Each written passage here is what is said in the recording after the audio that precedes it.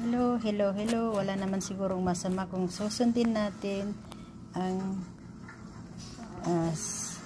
sabi nila pag darating ang solar eclipse ay ihahanda natin ang tubig, bigas, asin, naghalo na ang bigas at saka asin sa loob, at bawang, at siyempre ilaw, kandila.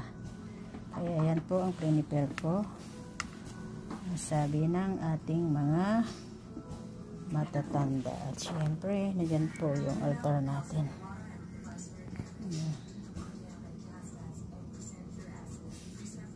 Ito po ang aking ihahanda at inihanda na. Medyo dumidilim na. Maraming salamat for watching and God bless you. Naabangan ko talaga yung magdilim.